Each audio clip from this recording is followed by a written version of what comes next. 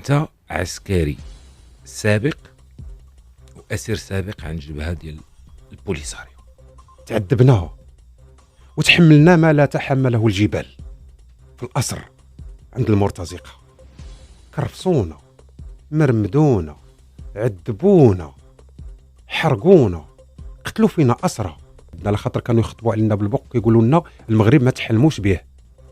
نتوما في السيلون احنا في دايرين الباسات ودايرين لنا بق يقولوا لنا كانوا القتاله دي كريمينير تيندو في هذوك البوليزاريو.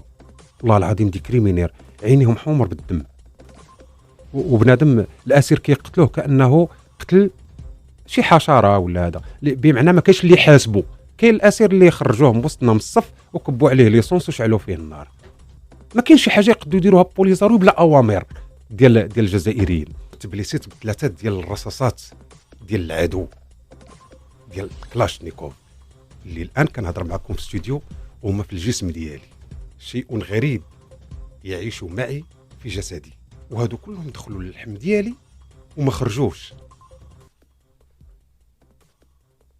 كنت نتمنى الموت والله العظيم. يحيى الملك، هي الوطن، إنا حلفنا القسم أن لا نخون العلم.